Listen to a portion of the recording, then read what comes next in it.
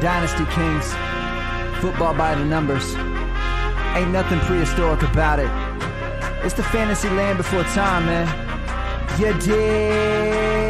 And we talking about them analytics. Yeah, I dig it. You know them digits, we fit it inside ourselves. But thinking outside of the box when we did it, outside prevails. We got 8 inside of the box, but we finished. Plenty to tell, so go ahead and plug in the pot and just listen. It's the Dynasty. What's that? Velociraptors it takes, Okay. dilapidated no way. Man, it's a rap, no debate. Hey. Breaking it down with a dynasty. Often reside with a pylons beat. Often we talking about dynasty. Rocking with reach at the times you'll see. Out of the pocket online on me. Too much subjective is not for me. It's not for me. I'm rocking with the dynasty. Dynasty. Locking the lineup and I don't need filming the fables cause finally I got all the facts, no anomaly. Yeah. Let's get it. Y'all reach is T-Rex at best. And I don't mean to go flex. I'm a dino scorers to death. Yeah. Look, if you dino, you know. Welcome to the Dynasty Kings Fantasy Football Podcast. Jake and Mike, let's ride.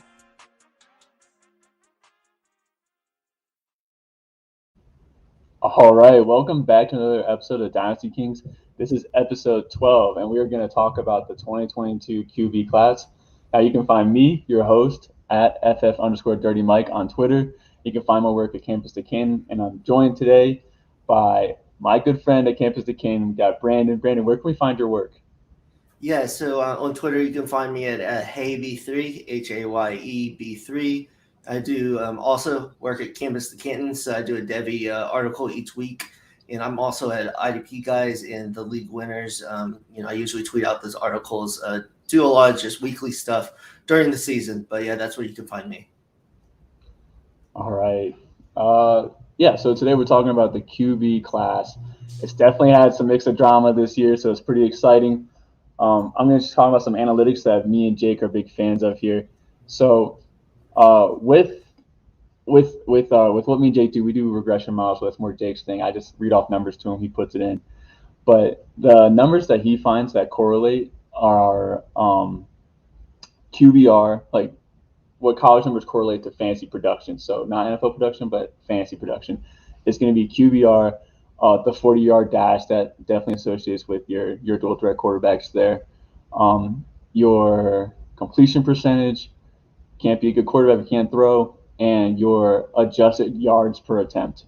And then adjusted yards per attempt squared. That number is the most important number. It's kind of a magic number right there. So Brandon, what do you look for any type of analytics in your QB analysis? Yeah, a lot of the same thing, completion percentage. And also, I know PFF sometimes doesn't have, the greatest stats and, there's some disagreement on everything, but they have a couple. I kind of look at their big time, throws and turnover worthy type throws to kind of get a good idea of where quarterbacks are there. And they also break it down by depth. So I want to know, is a quarterback just throwing 90% of their passes within 5 yards and then the receivers are doing everything, or are they trying to push the ball down the field? So, I kind of look at some of that, but a lot of those stats that you're talking about, I also like to look at. Okay. All right. Hey, let's just dive in then. So my first prospect I want to talk about is none other than Matt Corral here of Ole Miss. Matt Corral to me has demonstrated. So let me just start off with this. His whole career, he's had absolute playmakers surrounding him, from DK Metcalf to AJ Brown, Van Jefferson, Elijah Moore, Dawson Knox, who's coming out now. Those all come from that Ole Miss tree, and so it's a little comforting to see him pretty much stay consistent in his numbers while being surrounded by a group that's definitely not at the same level as what he did with his prior classes. So. Yeah, talk about Matt Corral there, Brandon. Yeah, I actually really like Matt Corral.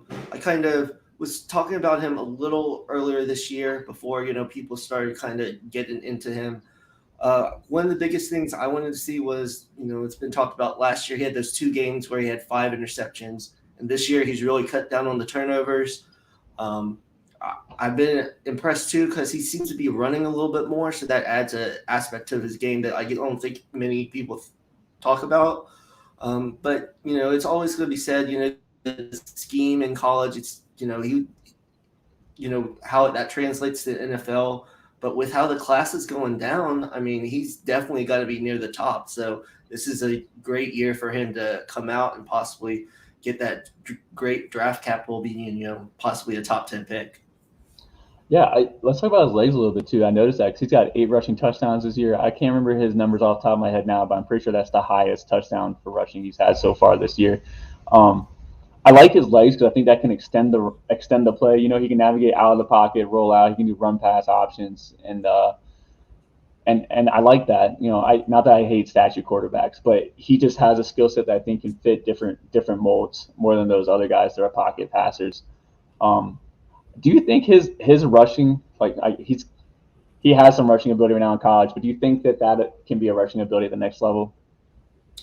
I think so, to a certain extent.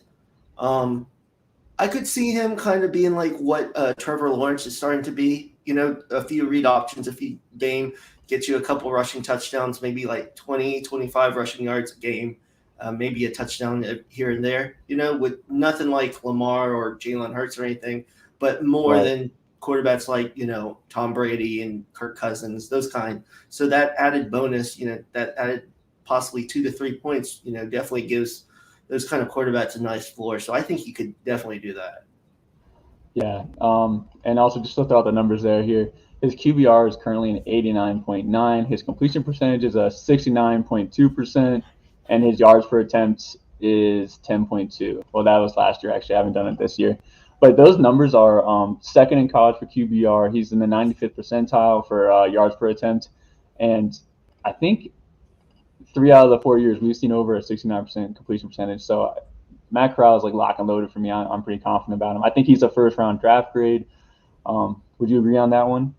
Yeah, I would too. I would like to see him when he plays some other difficult teams, because I think it was disappointing. I think we talked about this on Coast to Coast. It was disappointing how the whole Ole Miss team performed against Bama. I mean, I don't think anyone really expected them to win, but last year against Bama, he had a very good game, and really most of his stats in that game didn't come until garbage time, in the fourth quarter. So when he plays some stronger competition this year, I hope he can put up some big numbers, because a lot of the teams he's played so far haven't necessarily had great defenses. So I understand that kind of knock, but I still think he should be able to translate that into the NFL, and definitely think he has a first round grade. Yeah, I'm with you. Competition matters to me, the competition they're playing against. And it's just always a good sign when they do well against Bama or Georgia, for example, and there's other top defenses. So I'm with you. That was a little discouraging, but, it's Alabama versus Ole Miss. Right. You wanna tell us about another prospect? Yeah, here's another prospect that kind of people have differing views of this year. Sam Howell out of North Carolina. I still have him as the first quarterback. I know they thought, a lot of people thought they could compete with Clemson. Well, Clemson's down even at that, and they're still probably not the top of the ACC. They had that opening loss to Virginia Tech where he looked bad. I think he does a lot of things very well. And he's another player like Strong, where he's more mobile than people give him credit for. He's had, like 50-yard touchdown runs and everything. I don't think he's going to be doing that all the time in the NFL, but at least he can move around. And I think he's accurate. I just think the supporting cast hasn't been nearly as great at North Carolina this year, and he can make some bad throws. But I still like Sam Howell quite a bit in the more prototypical type quarterback, but, with a little bit of mobility, maybe kind of like Aaron Rodgers, in that Aaron Rodgers early in his career could run around a little bit, but kind of move around just in the pocket to throw the ball. So that's how I kind of feel about Sam Howell. So how do you feel about Sam Howell? I'm not a fan. It's funny you quoted him to Aaron Rodgers. I thought he was more like a Baker Mayfield to me. I'm just not encouraged this year. He was definitely my preseason quarterback too. I think he was everybody's, and definitely a top 2 pick. And I still think he can get a first round draft grade. I'm just not encouraged because of just how the teams look so far, and I do think it's part of coaching staffing fault. Like you said, the supporting cast is not as good. I was looking forward to seeing him like Matt Corral keeping up those numbers that he already was producing with a different cast, with a less talented cast. But he's not. And what's really concerning to me is is this is kind of similar to what they were talking about Daniel Jones's profile, is that he's not winning games, not winning games against strong teams, and that can definitely go be blamed on the coaching staff for sure. But he's still a leader on the field, and they've come up short against Georgia Tech, Florida State University. I think Virginia Tech I actually do think has a good defense, but those other, he's right now 3-3, and I'm not like confident that he can lead an NFL team if he can't lead a team right now against the competition that he has. Yeah, I would just like to echo that fact. And another thing that I am concerned about, his completion percentage has dropped quite a bit. Last year's at 68, this year's at 60. There are some drops in there, but that's not, to drop 8%. And last year, I don't remember what game, but he scored like 50 points, kind of like what you're saying, even with a bad defense, they would outscore, and he just hasn't been able to do that. I didn't watch the whole game against Florida State, but there's no reason that they should get beat by that much by a bad Florida State team. Georgia Tech, their line was bad, but he made some bad decisions. He had some fumbles. So I agree. There's definitely some alarming signs with him. But kind of, I guess, why I have him so high is more about just the lack of elite players in this class. Yeah, absolutely. It's looking like this QB class is going to be a scarcity at that position. So maybe there's going to be some overvaluing out there. I'm just going to say my notes from last year, and they still kind of carry over this year. But I really liked his quick release last year. I thought he was very fast getting the ball out. I thought he was fairly accurate. I thought he was pretty accurate too at the deep ball and the short pass. So yeah, my opinion is definitely a recency bias, 100%. And so I'm wondering if NFL teams will also have that recency bias. I don't know if I have anything else. Sorry about that. I don't know if I have anything else to say about Sam Howell. So you have anything more to say about Sam? No, I think that's it, and it'll be interesting. I think he could be someone that, we still have the second half of the year. To show more consistency, and then I think it'll be big on his pro day just to show like all the throws that he can have, because I could see him really impressing on individual workouts with teams. Yeah, let's roll into our next one here. My next prospect I want to bring up is Malik Willis. I was not very high on him preseason. He was definitely outside my top 5 for sure.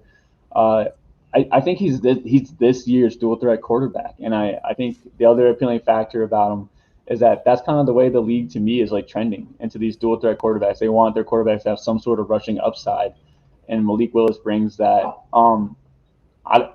I think it was talked about on the Devy debate last week, but I'm going to steal it from, I want to say it was Felix who said it, that he's kind of like a Jalen Hurts, but with a better arm. So I think he has a better arm strength for sure. He plays not that strong competition. So we talked about level of competition with these other guys here. And Malik, Malik plays for Liberty. They play weak competition. He blows out almost every single team he plays. I just wish he throws some more. Sometimes I don't know what it is, like inconsistency with his play. Like he's in the pocket, he can escape with his legs, but sometimes he doesn't because he's looking downfield for their pass, and he gets sacked too often. So I think that's a decision-making thing. He's already up to 18 sacks on the season. Like I think last year he had 19 the whole season. And I think he needs to improve his decision making, but I think the tools are there to be really successful in the NFL with the arm strength and with his legs. What do you think about Malik Willis? Right, yeah. So before the season, I was not nearly as high on him, kind of like you were saying. He was kind of outside.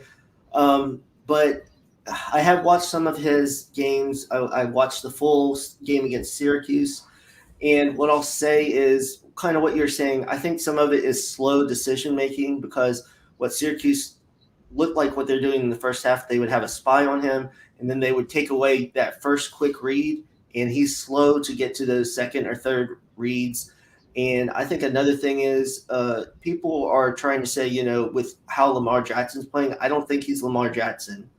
I don't think he's that. I don't think he has that type of speed, and he's as, good of a passer and putting up those kind of numbers. And I looked, and so far this year, he's only thrown over 250 yards once, against that competition. So that's a little concerning to me. That, I mean, against this competition, there should be games where he's throwing for like over 300 yards and all of that. But he has, improved on accuracy.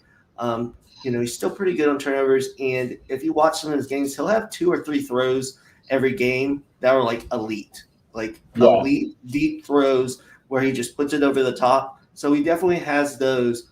I would worry if he got drafted too high because then he might get thrown in there too quickly. If he got picked, middle of the first round to the end, I think that would be good. Kind of like what happened with Lamar, maybe have some packages for him and then like the second year, let him start taking over. But I do like his upside more than Jalen Hurts. I think that is a good comparison, because I think they're similar because Lamar is more elusive, I think, whereas Jalen Hurts also can get sacked too much, kind of like Willis when he holds the ball too long. Yeah, I 100% agree. I wouldn't complain though if someone wanted to put them as like their QB1 for like fantasy because he's got that rushing upside. But I think you nailed it too. He needs to go to a team that can let him sit, get acclimated to the environment kind of slowly. So I think you absolutely nailed it there with him. Any more closing thoughts on Malik Willis before we move on? No, I just think one thing that I don't think the Eagles have done a great job this year is Okay. with Lamar and the Ravens. They built their offense around Lamar. They went all in, on that. And it seems like the Eagles are kind of like stepping like just their toe in. They don't want to go all the way in with him. When I think a team just has to do that with Malik Willis. Build, even if they play him from the beginning, let him do the read option and the kind of spread type things where people are open. He doesn't have to make a ton of reads very quickly, and then he can just get better, kind of like Lamar's gotten better every year. So that, I think fit is going to be a big thing for him. Yeah, I am also looking forward to him at the next level because his surrounding talent. I mean, he's playing weaker competition, but even the talent on his team, like no one's really talking about his pass catchers or anybody else on his team. It's just him. So it'd be cool to see how he actually acclimates to more pro style play, like with his own team and against pro competition there. You want to roll into our next prospect? Yes. So next prospect for me is Carson Strong out of Nevada. I know Felix Campus Can, always talks about him that, makes jokes, because he can't run, that he must not be any good.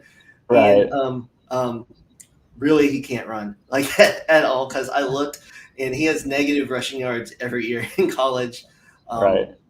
He does. He's more of the prototypical quarterback, but he has that strong arm. He's accurate. I love how he throws the deep ball.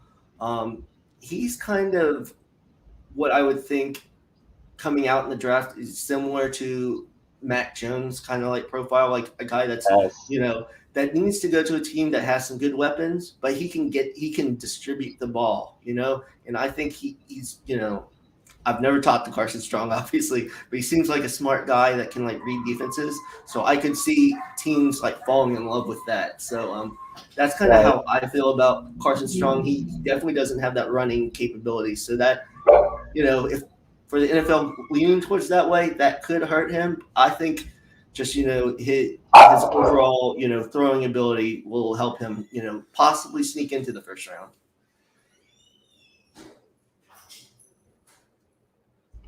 Yeah, so for me, Carson Strong, I said the same thing. I actually just wrote an article for Gameskin, and I made that comparison for prospects here. People want to look bad that he doesn't want to run. Like, yeah, he's got negative 98 rushing yards on the season, but he's got great arm talent, and I love watching him go through his progressions when he's like throwing the ball, watching his feet move, and you can clearly see his head dart to like each option, and I love it. But yeah, he's going to be limited where he goes because he has to go to a team that has, like, for me, an established offensive line. So I'm actually a Patriots fan.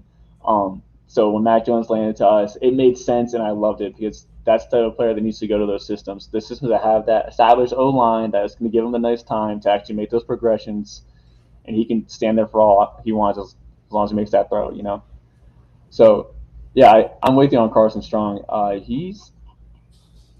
haven't gotten to watch a lot of his games. But I love his arm mechanics. His deep ball is just great. Sometimes I feel like sometimes he just arcs the ball too much on these deep throws, and then so when they get underthrown, he's just very interceptable.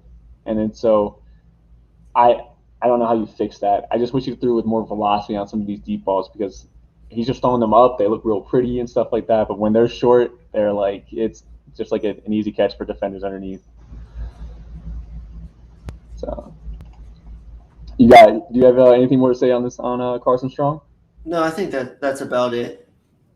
Okay, let's those are the five I went in depth in. Do you want to go? You want to pick anybody you want to go into detail with? Yeah, I would like to talk about another guy for that Felix loves, Jake Hayner. I Okay, go ahead. definitely wasn't in as heavy on Hayner as early as Felix, but Alfred and Felix did like a breakdown before the season of a game of Fresno State, and after I watched it, I was like, man, I really like what they're showing with Hayner, and I actually have Hayner on a couple teams, so I've watched a lot of Fresno State games this year, and I just like what he does, and he kind of has enough mobility to move around in the pocket and make throws on the run, and yeah, I just like what he does. He did have a very bad game against Hawaii. He threw 4 interceptions, but he's been dealing with injuries. If you look before that, he only had 2 interceptions before that game, and he's played some tough teams in UCLA and LSU this year. So, or UCLA and someone else, Oregon, UCLA and Oregon. So I really like him. He's not going to be a first rounder. He's going to probably be a day 2 or a day 3 guy, but I really like his potential, and he would be another quarterback that probably would need the right fit, maybe with an aging quarterback where he can kind of set maybe a year and then kind of take over. But I do like him quite a bit. Yeah, I watched plenty of Jalen Crawford tape too, so I've seen some JK that was out there. Jalen Crawford's a growing fan of mine. He's a wide receiver. I would like to mention Tanner Mordecai. Not really talked about right now. I think I tweeted one time Tanner Mordecai for Heisman. He's lighting up the stat sheet right now. He's transferred from Oklahoma to SMU. And I don't know. I've always had some sort of bias towards SMU football. I'm not a fan of SMU football. I don't go to SMU. I have no ties to it. I don't know why. Those prospects just pop off the page for me.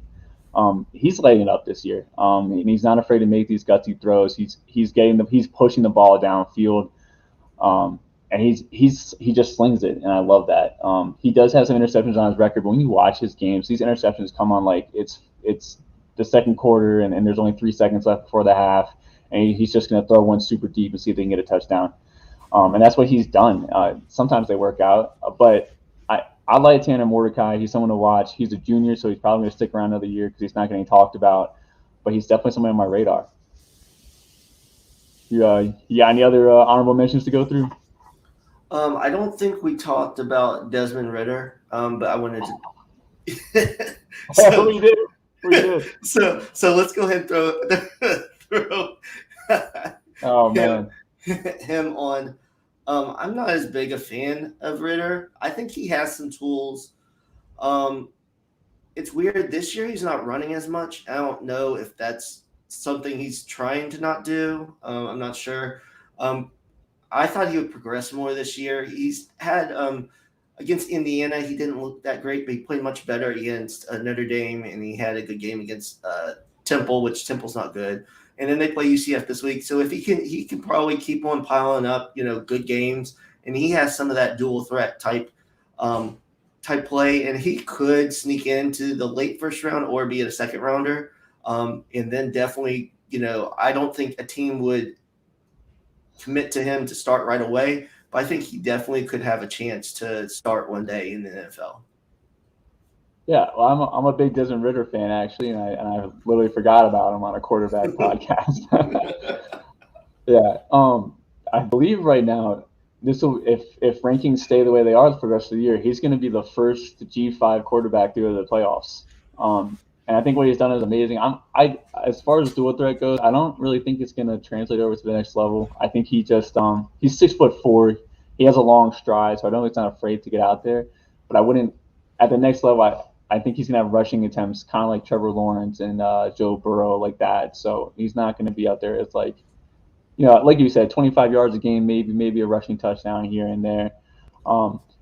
he takes some pretty mean hits on the field. So I like his toughness, but at the same time, how as you alluded to about them not doing many rushing attempts, I'm thinking maybe they're like seriously thinking they might make it to the playoffs, so they want to take the contact off their quarterback to prolong that.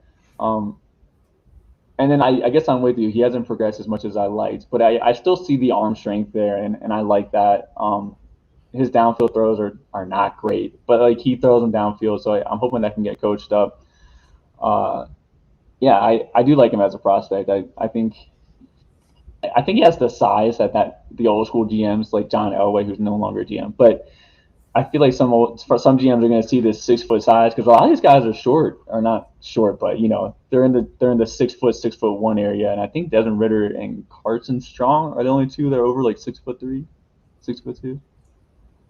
So Yeah, definitely. Yeah, I could see that because he has that prototypical size. That some of those GMs like I said, even if he went like early third, like some quarterbacks do, I think with this class, a lot of these quarterbacks, it's going to depend on where they go team wise. Whereas, like Trevor Lawrence and, Justin Fields, we kind of thought, if wherever they go, they'll probably play well. Whereas some of these others, I think it's going to depend to make sure they go to a team that's going to help them succeed. So, I mean, that's going to be super exciting for the draft and everything. People are talking down the whole 2022 class. I think there's still strong players in there. They might not be like top end talent, but I think there's a lot of like really good talent. So it'll be interesting how that all plays out. I think there's a lot of arm strength in this talent. I think that's undervalued really at the next level because as they get the arm strength and they just get the right coaching, because do I think Desmond Ritter's getting the best coaching at G5, going to UC? I don't, but I think at the next level, if he can just click with the coach to help out his accuracy issues, because he has the strength to make it happen. He throws that nice velocity ball. Like again, it's So like him doing this at a G5 school, being ranked, and he's performing pretty well in my opinion against like tough competition. And also when he goes to practice, Cincinnati's defense is pretty good, so he's playing against his own defense Right. in practice too. So I feel like he's playing tough competition for where he's at now, and I'm feeling good about his future as long as he gets a nice coaching staff. But yeah. So all right, now some honorable mentions, right? So any other prospects you want to talk about? We could just mention Kenny Pickett from Pittsburgh. You know, Austin's guy. He Yeah. actually had I think on one of the pods talked about him how he's definitely improved on his turnovers. He only has one interception so far. It's his highest completion percentage in his career at 72%. And yards per attempt is the highest at 10.3.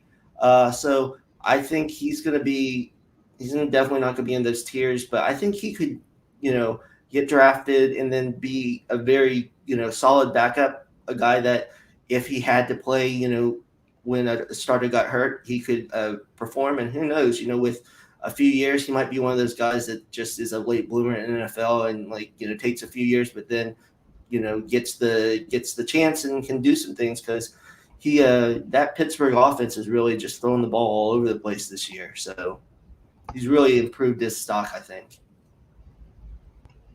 Yeah, I've noticed his numbers pop off the page for me. I haven't really kind of watched his game at all. It's kind of like as far as like numbers popping, it's been him and Tanner Mordecai for me, obviously. So, but yeah, Kenny Pickett right now leads this class, and he is a senior, so he's going to the draft this year. But he leads this class in QBR. He's looked great. I can't speak. Can you speak on the competition level he plays with and against? From what I've seen so far, it's not great, but I will say they tore apart Georgia Tech, and Georgia Tech gave North Carolina tons of trouble. So I mean, if you do a comparison with Sam Howell, Yeah. I did not think Pittsburgh would play that well because I watched that Georgia Tech North Carolina game, and Georgia Tech's front seven, they looked really great. I thought they would give him trouble, and they torched that. So I mean, that's a comparable where you have to say, well, you have to take a little bit of notice because they gave Sam Howell tons of trouble, and I wouldn't think Pittsburgh's talent is that much better than North Carolina. It probably isn't at all. So I think that's something to look at for Pickett. Yeah, he's definitely somebody rising on my boards. He really is. It's probably like he really is, and I can't wait for like the Senior Bowl to roll around. So I think he might get the invite there, and I think he's going to be like that late hype train, where you got the main prospects, Definitely. and they're always going to throw like one or two guys that are going to get like that third round draft capital somehow. Like Kellen Mond got elevated at the end of the year, and I think Kenny Pickett's way better than Kellen Mond, that's for sure. Oh, he can throw the ball way better. Yeah. So yeah, I am not a Yeah. Kellen Mond fan. So No, I never was. I didn't really get it. Now I got one guy I want to mention. My last guy I want to mention personally is Will Levis. Now I actually went to Kentucky, so go ahead and bake in the bias on this one.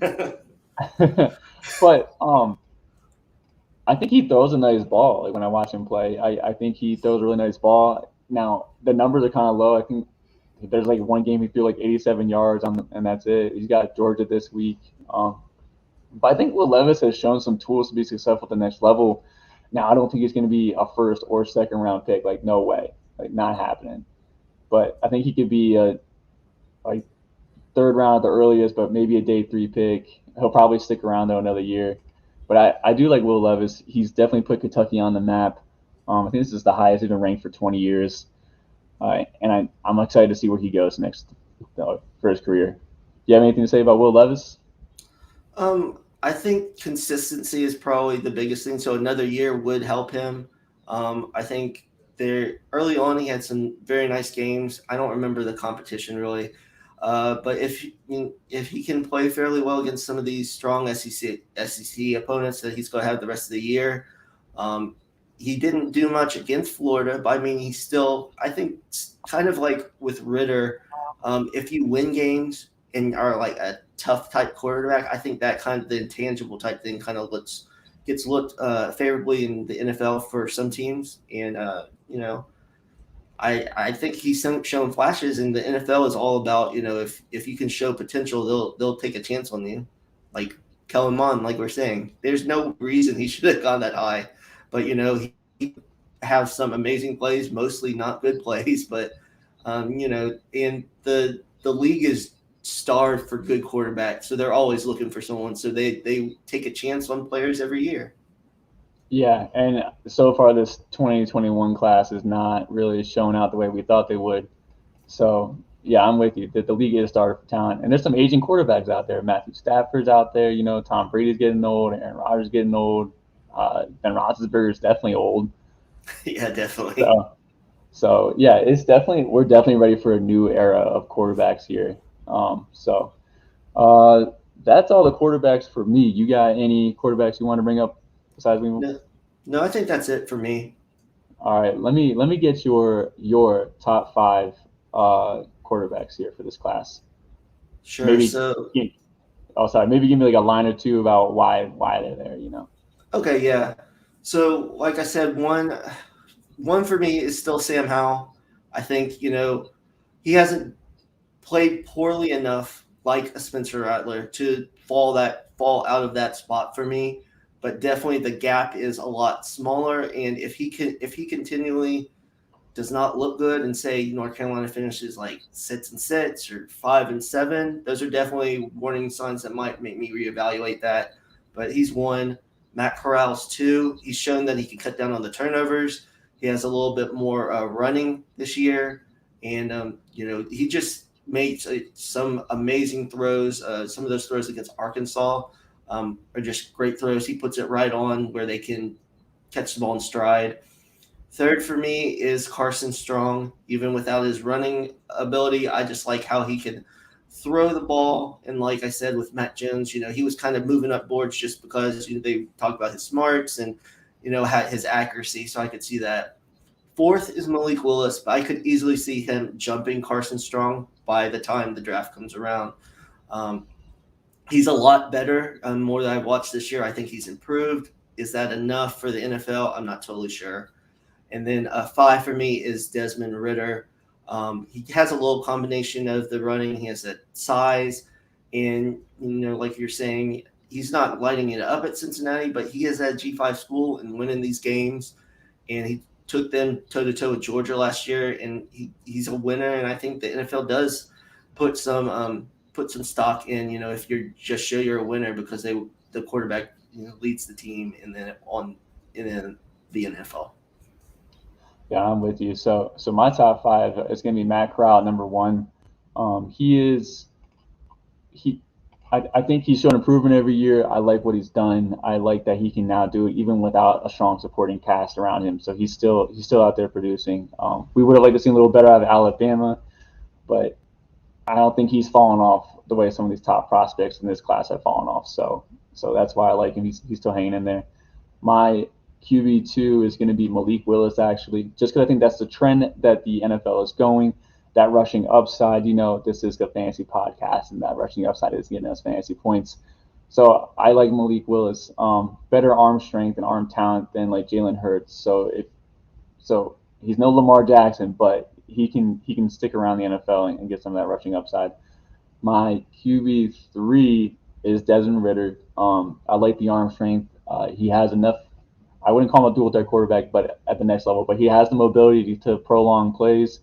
He has that prototypical size, and that he's a winner, as we talked about. That I think I definitely think a team's going to reach on him at some point in time. I think he can go in the second. I don't really think he's a first-round talent, but if some team reached on him, I think I'd get it. My QB4 is Carson Strong. Just a nice pocket passer. He has to go to the right system. Definitely not afraid to push the ball downfield, unlike Mac Jones was at Alabama. But Carson Strong's my QB4. Now Sam Howell is my QB5, and it's just out of recency bias. Yeah, I'll 100% admit that any day. I just want my quarterbacks to be winners. But I don't see Sam Howell dropping out of the first round. I just don't. I think he did enough the prior year that his name's gonna stay on the top. So now I think we need to talk about the elephant in the room, or maybe the sooner in the room, and that's going to be Spencer Rattler. So he was probably the consensus QB1 coming in. Recently got benched mid-game for Caleb Williams. We won't talk about him now, but I think on Coast to Coast, Felix put it right. He was saying, when was the last time a guy with a first-round draft capital got benched in a game and had to transfer to return back to that draft capital? Not that he's transferred yet, but if that's the direction he goes, like I'm not excited for him in this class. We didn't even mention talking about him. Like he's not. I don't know. Like, yeah, tell me about Spencer Rattler, Brandon. So there's a couple things. I think a lot of people have been saying he should have been benched before this. Two, just the way that he carried himself in that game. There's been reports, or I didn't see it, but reports where he didn't even celebrate with the team. He didn't come up and congratulate Caleb Williams when he was doing well. And I think the NFL is going to take that. And then I think you're right. I think the first round might have been out the cards for Rattler. He might be able to rebuild his stock if he transfers, but yeah, I think it's going to be a tough road for him. I think he still has some NFL talent, but even going into this year, I was kind of worried about Rattler because last year he just makes a lot of turnovers and bad decisions. And you thought maybe with another year he would improve. And I think it's concerning too. Lincoln Riley is like the quarterback whisperer, doing all this, and that Rattler wasn't getting better. I think that was very concerning because, he's made no one would have thought Jalen Hurts would have got drafted that high, when he transferred from Alabama. So I think that's definitely concerning, and I'll be interested if he transfers where Rattler would go. Yeah, if you can't succeed with that coaching staff, the future's not looking too bright. Yeah, so I'm with you. Let me just let's go through our top five here, and just let me know one or two guys where you want to see them go in the NFL. Where would you think it's a dream destination? And I'll start off. I'm gonna start with Carson Strong. There, he needs a good pocket, and I think the Colts need a quarterback. They've needed a quarterback for a while. They're a really complete team, and so I like Carson Strong. If you were to go to the Colts, do you have any fits here for anybody you like to see go somewhere?